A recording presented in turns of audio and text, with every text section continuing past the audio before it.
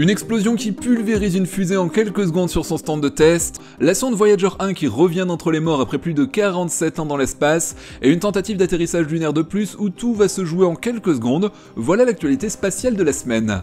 Salut les terriens, et ouais, quand on parle d'espace, on parle forcément de temps, de chronométrage ultra précis, de fenêtres de lancement calculées à la milliseconde près, de missions spatiales où tout se joue sur des années, mais aussi parfois en quelques secondes, et en parlant de précision et de temps, je voulais vous parler d'une très belle découverte, c'est Holzkern.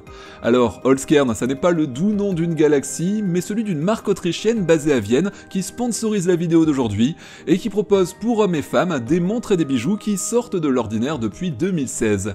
Un peu comme chaque planète est unique dans notre système solaire, chaque pièce Holzkern l'est aussi grâce à l'utilisation de matériaux naturels, le bois, les pierres, les perles, la nature offre des motifs qu'aucune machine ne pourrait reproduire, et vous me connaissez, je suis sensible à l'aspect environnemental, Holzkern n'utilise que du bois certifié FSC, donc pas de déforestation. Comme pour une mission spatiale, la précision est primordiale, c'est pour ça qu'Holzkern produit ses montres et ses bijoux en petite quantité, permettant un contrôle qualité irréprochable. Chaque pièce est conçue pour traverser le temps, comme Voyager 1 traverse l'espace en ce moment. D'ailleurs, en parlant d'exploration, je me souviens que quand j'étais petit, on m'avait offert à Noël mon premier livre du système solaire avec des photos incroyables de la Lune et de Mars, ça me reste vraiment en mémoire, et cette année, je compte faire la même chose en offrant une montre Holzkern à quelqu'un de spécial, parce que c'est le genre de cadeau qui marque. Donc si vous aussi vous voulez faire plaisir à vos proches avec une pièce unique, profitez de 15% de réduction sur tout le site avec le code ESPACE en cliquant sur le lien dans la description, et la bonne nouvelle c'est que toute commande passée avant le 20 décembre sera livrée avant Noël. Merci Holzkern, et maintenant place à l'actualité spatiale, c'est parti pour les news.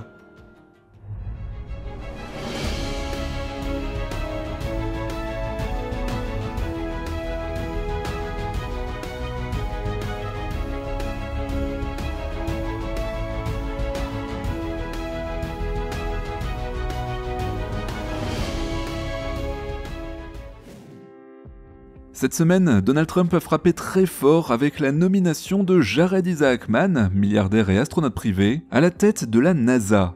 Connu pour ses exploits avec SpaceX et notamment la mission Inspiration 4 ou plus récemment la première sortie privée dans l'espace, Isaacman incarne une nouvelle ère d'entrepreneuriat spatial. Sa vision repose sur des ambitions claires, dynamiser l'exploration lunaire et martienne, renforcer la coopération avec le secteur privé et accélérer l'innovation technologique. Son profil dénote en tout cas complètement avec ceux des anciens patrons de la NASA, et cette nomination stratégique pourrait propulser l'agence dans cette nouvelle course à l'espace, fusionnant audace commerciale et exploration scientifique. Pour le coup, je suis vraiment impatient de voir ce que Jared Isaacman pourra donner. L'avenir de la conquête spatiale s'annonce plus compétitif que jamais.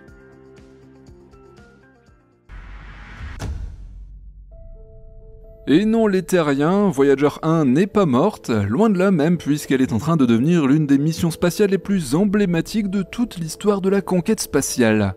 Si pour vous, Voyager 1, c'est un vieux tromblon à bout de souffle recouvert de poussière cosmique, eh bien vous allez changer d'avis car malgré tous ces problèmes, elle continue d'écrire l'histoire, même après plus de 45 ans dans l'espace. Récemment, cette sonde a surmonté un problème technique qui aurait pu mettre fin à ses communications avec la Terre. Alors c'est vrai, oui, entre novembre 2023 et avril 2024, les signaux qu'elle renvoyait étaient illisibles à cause d'un problème lié à son sous-système de données de vol, un composant indispensable qui en quelque sorte emballe les informations avant de les transmettre. Fidèles à leur réputation de dépanneurs de l'espace, les ingénieurs de la NASA ont réussi à détourner ce problème en transférant des codes vers d'autres zones fonctionnelles du système. Seulement attention, tout ce processus complexe a été très long. Il a fallu plusieurs mois, car pour chaque étape de vérification, il a fallu presque 2 jours. En fait c'est normal puisque la sonde était à cette époque à environ 23 heures-lumière de la Terre. Il fallait donc 23 heures au signaux pour atteindre Voyager, et autant pour recevoir les résultats depuis Voyager.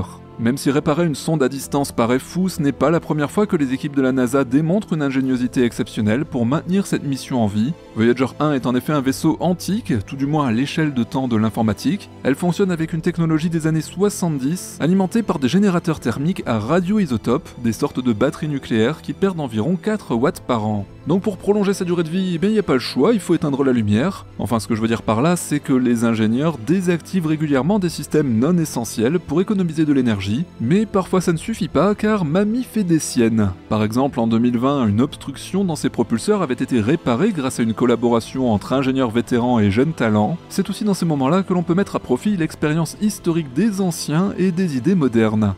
En tout cas, tous ces efforts valent le coup car déjà en 2012, 35 ans après son lancement, Voyager 1 est devenue la première sonde à entrer dans l'espace interstellaire, suivie par sa jumelle Voyager 2 en 2018. Depuis, toujours vaillante, elle continue de collecter des données sur l'environnement au-delà de notre système solaire, notamment sur le plasma interstellaire, les rayons cosmiques et les champs magnétiques. Bien entendu, ces informations sont limitées, on est très loin des capacités de transmission du fabuleux télescope James Webb par exemple. N'oubliez pas ce que je vous ai dit, Voyager perd progressivement sa puissance électrique et les technologies embarquées sont anciennes, on pourrait même dire que c'est un vaisseau de collection. Mais cette petite quantité de données suffit aux scientifiques, grâce à elle ils peuvent essayer de mieux comprendre les frontières de l'héliosphère et l'interaction de notre système solaire avec l'espace profond. Et puis de toute façon, comme on dit, c'est ça ou rien, car aucun autre engin terrestre n'est allé aussi loin, donc peu de données valent mieux que 0 données.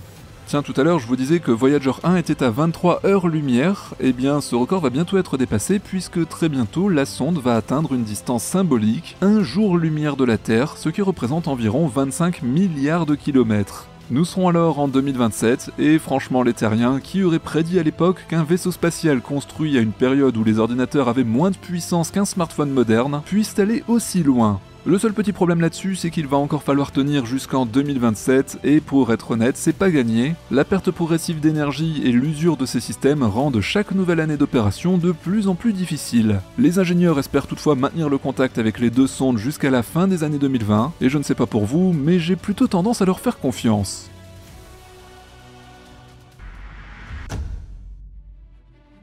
La course à la Lune est repartie de plus belle entre les États-Unis et la Chine, mais ça vous le savez déjà si vous regardez régulièrement le journal de l'espace. Par contre, à ce jour, aucune société privée n'a encore réussi à se poser correctement sur notre satellite naturel, et quelque part, soyons honnêtes, ça reste gênant vis-à-vis de la NASA qui a basé une grande partie de sa stratégie lunaire sur le secteur privé.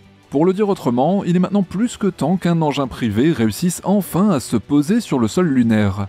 Cette lourde charge, c'est Firefly Aerospace qui va la porter. La société s'apprête à franchir une étape décisive avec le lancement de son premier atterrisseur lunaire, le Blue Ghost. Ce sera, si tout va bien, pour janvier 2025, à bord d'une fusée Falcon 9 de SpaceX. Blue Ghost va collecter des informations très importantes pour la suite. Il va mesurer la chaleur du sous-sol lunaire, analyser l'impact des moteurs sur le sol poussiéreux, vous savez le fameux régolithe, ou encore étudier les champs électriques et magnétiques. Comme si ça ne suffisait pas, Blue Ghost va aussi servir de banc d'essai technologique sur plein de sujets cruciaux. Par exemple, comment la poussière lunaire s'accroche-t-elle aux équipements? Comment les systèmes électroniques résistent-ils aux radiations? Comment naviguer sur la Lune sans nos bons vieux satellites GPS? Autant de questions techniques pour garantir que les futures missions habitées ne se transforment pas en cauchemar logistique. Enfin, tout ça, ce sera bien sûr si ce petit engin réussit à toucher le sol sans dommage, ce qui n'est pas gagné compte tenu de tout ce que l'on a pu voir ces dernières années. Si je dis ça, c'est que les échecs sont vraiment nombreux. Souvenez-vous de la sonde japonaise Slim, posée mais sans pouvoir recharger ses batteries, la sonde américaine Peregrine d'Astrobotic qui s'est crashée suite à une fuite de carburant, Luna 25, la sonde russe qui s'est crashée violemment suite à une erreur de logiciel, et si vous en voulez encore, eh bien vous avez aussi Akuto Air, la sonde japonaise détruite suite à une défaillance logicielle. Si on remonte un petit peu plus dans le temps, on a aussi l'atterrisseur indien Chandrayaan 2, sans oublier Bereshit, le petit module israélien. Et ouais, ça fait peur quand même, et on va reparler justement en détail de la raison de ces échecs à répétition dans un peu moins de 15 jours dans l'émission du lundi, on se le demande. Cela dit ici, je crois beaucoup en Firefly, car comme on dit, il arrive après la guerre et bénéficie du retour d'expérience de tous les autres. En plus, d'après ce que nous avons découvert, ils ont vraiment mis les bouchées doubles. Chaque pièce de l'atterrisseur a été soumise à des tests extrêmes pour simuler les rigueurs du voyage et les conditions lunaires, des essais sous vide thermique pour recréer le chaud-froid brutal de la Lune, des vibrations intenses pour mimer le décollage, ou encore des tests contre les interférences électromagnétiques. Firefly ici ne laisse rien au hasard, l'atterrissage doit être parfait après un périple de 45 jours dans l'espace. Au-delà de l'exploit technique, cette mission en dit long sur l'avenir de l'exploration spatiale, car avec le programme Artemis de la NASA, le retour des humains sur la Lune se précise de plus en plus. Les projets comme Blue Ghost posent les bases d'une présence durable et autonome, avec un modèle économique qui n'a plus rien à voir avec ce que l'on a connu dans les années 60. Les entreprises privées comme Firefly ne sont plus de simples sous-traitants, mais de vrais partenaires. Le résultat est assez simple à comprendre, l'exploration devient plus dynamique, mais aussi plus compétitive, en tout cas sur le papier. Alors à quoi ressemblera l'avenir? On peut imaginer des bases lunaires permanentes, des stations de ravitaillement pour des missions vers Mars, ou même l'exploitation des ressources lunaires. Au fond, le débat reste ouvert avec cette question, la collaboration publique-privée est-elle vraiment l'avenir de l'exploration spatiale?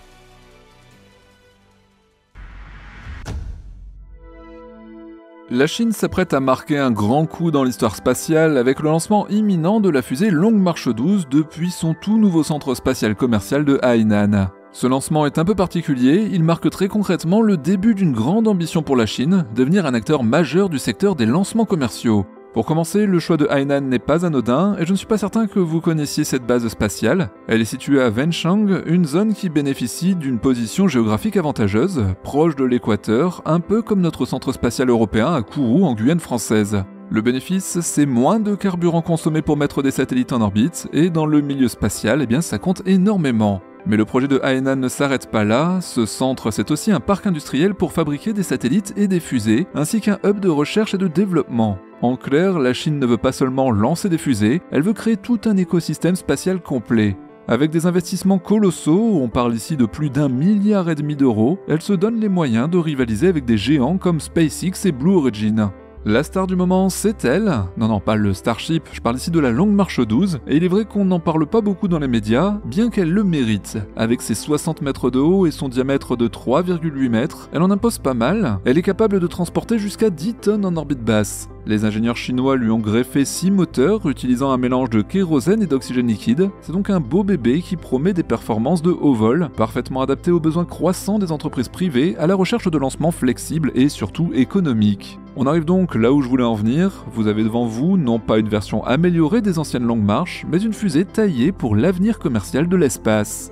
Vous vous doutez bien que ces investissements colossaux n'arrivent pas maintenant par hasard, et je ne sais pas si vous êtes au courant, mais la conquête spatiale commerciale devient un enjeu stratégique mondial, et une guerre économique et technologique féroce est en train de prendre place. La Chine veut clairement sa part du gâteau, et je dirais qu'elle a tous les ingrédients pour le cuisiner à sa sauce. En proposant des coûts réduits grâce à son avantage géographique et à ses infrastructures modernes, elle pourrait bien bousculer les équilibres en place. Imaginez un petit peu, des lancements plus accessibles, une concurrence plus dure, le futur pourrait s'annoncer tout de même mouvementé pour SpaceX. Quant à l'Europe, eh bien pour l'instant on a du mal à voir une stratégie claire se profiler à l'horizon avec une Ariane 6 qui peine à réaliser un second vol plus de 6 mois après son tir inaugural. Alors nous avons certes et heureusement j'ai envie de dire des jeunes pousses prometteuses qui j'en suis sûr feront le spatial de demain, mais rien au niveau de ce que la Chine et SpaceX se préparent. Franchement les terriens, c'est carrément un autre monde. Mais tout ça soulève aussi des questions intéressantes. La Chine pourrait-elle devenir le leader des lancements commerciaux dans quelques années? La compétition avec SpaceX et certainement Blue Origin ne serait-elle pas au fond la meilleure chose qui puisse arriver à l'innovation spatiale? Une chose est sûre, l'espace ne nous a pas encore livré tous ses secrets et chaque lancement nous rapproche un peu plus des réponses.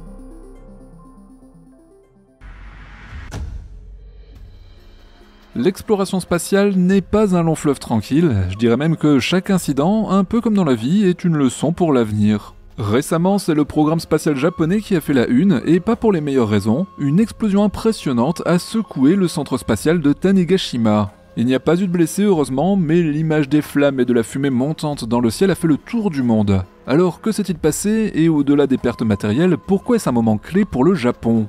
Tout tourne autour d'un test de moteur pour la future fusée qu'on appelle l'Epsilon S. Elle a été conçue par l'agence spatiale japonaise, la JAXA, pour réaliser des lancements économiques de petits satellites. Par les temps qui courent, posséder ce genre de petits lanceurs est essentiel. Le problème, c'est que lors de tests de combustion statique, quelque chose a dérapé. La vidéo du moment est assez spectaculaire, une combustion soudaine, des boules de feu et un grondement sourd entendu à près d'1 kilomètre de distance. Le pire dans tout ça, c'est que ce n'est pas la première fois que l'Epsilon S fait parler d'elle. En 2023, un autre moteur avait explosé en plein test à cause d'un défaut d'isolation thermique, et depuis la JAXA a mis les bouchées doubles pour retravailler en profondeur le design, mais manifestement il reste encore quelques petits ajustements à faire, pas vrai ? Alors je vous l'ai dit, cet incident arrive au pire moment car il faut bien comprendre que ce qui se joue en ce moment avec cette fusée, c'est une partie de l'indépendance spatiale japonaise, un peu comme l'Europe avec Ariane 6. Avec la fusée H3 pour rivaliser avec la Falcon 9 de SpaceX et l'Epsilon S pour des missions plus modestes, le pays veut se tailler une place de choix dans la course aux étoiles, sauf que là évidemment on peut tout de même se permettre de dire que c'est mal parti. Ces tests cruciaux que l'on a l'habitude de voir sur d'autres lanceurs, et notamment sur la Starbase, sont aussi très risqués et ne doivent pas être banalisés. Un moteur de fusée est un concentré de technologie poussé dans ses retranchements, et le moindre défaut peut transformer un essai en brasier. Cela dit, attention, on parle ici de la JAXA, une agence qui a un solide historique en matière de sécurité, et croyez-moi, l'agence va vite redresser la barre car chaque échec n'est qu'un pas de plus vers la réussite. Ouais, je sais, c'est très optimiste. Cet incident soulève aussi des questions plus larges. Comment rendre ces tests plus sûrs? Dans un secteur où chaque pays apporte sa pierre à l'édifice, la coopération internationale pourrait être la clé. Le Japon, avec son approche rigoureuse et ses technologies avancées, reste un acteur majeur. Cette explosion ne doit donc pas être vue comme un échec définitif, mais plutôt comme un nouveau défi à relever. Alors, l'Epsilon S parviendra-t-elle à surmonter ces obstacles? Ces revers sont-ils des passages obligés vers des fusées plus fiables? L'espace, après tout, n'est jamais à court de surprises, et chaque incident est une nouvelle étape dans la grande aventure humaine qui nous emmène au-delà de notre planète.